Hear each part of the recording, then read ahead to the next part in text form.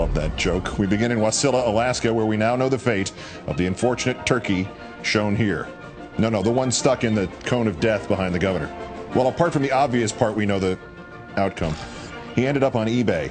All 37.75 pounds of him, complete with a letter of authenticity signed by the owner of the Triple D Farm and Hatchery. That's him holding the famous gobbler right there. Again, in the front. Advertising the bird as, quote, the world-renowned turkey, which was featured 20 feet behind Governor Sarah Palin. Featured, like he had a choice, the turkey did. The owner also promised that, quote, the lucky winner of this turkey will have something to talk about for years and years to come. Adding, thank you for viewing my auction, and God bless America. America not blessing him back, however. There was only one bid on the bird for $225. Rich Lowry of the National Review, is that you? In L.A., Mike Spalla and his 9 so-called Jingle Cats have made a new DVD just in time for the holidays, because nothing says Christmas like the sound of cats yowling along to carols.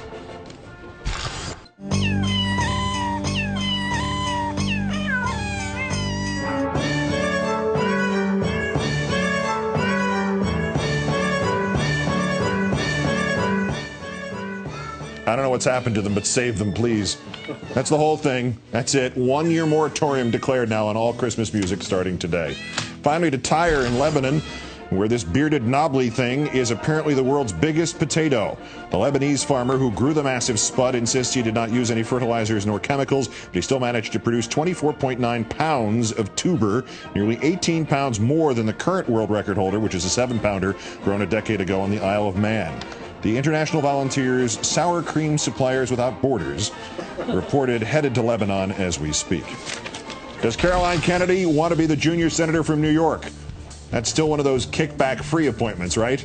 And manna from political comedy heaven. Governor Rod, he's bleeping golden, and I'm just not giving him up for bleeping nothing. Blagojevich.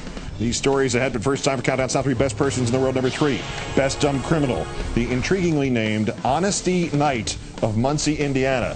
She was stopped by a state trooper for a traffic violation.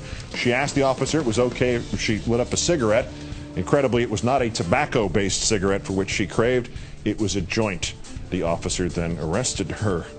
Number 2, Best Throwing Under the Bus, Joe the Plumber Wurzelbacher. That's a blast from the past. In a radio interview, throwing under the proverbial bus, John McCain saying that while on the McCain campaign bus, he asked the Republican nominee about the bank bailout and got answers that, quote, appalled me. Absolutely. I was angry. In fact, I wanted to get off that bus after I talked to him. Of course, if he really objected, he could have really done that, but what would have happened then to his book and his recording contract and his congressional candidacy? And number 1, Best Real War on Christmas. Australian astronomer Dave Reneke. London's newspaper The Telegraph quoting him saying new computer technology permits him and his colleagues to recreate any night sky of the last several thousand years. And by comparing the so-called Christmas star with astronomical history, they have concluded that if it really happened, it wasn't just hyperbole. What people would have seen above Jerusalem was the conjunction of the planets Venus and Jupiter, so close that night that they would have seemed like one giant star. Thus, the conjunction, the Christmas star, and the night of the birth of Jesus, all in the year 2 BC. On the 17th of June. Oops. You shine a star, no matter who you are.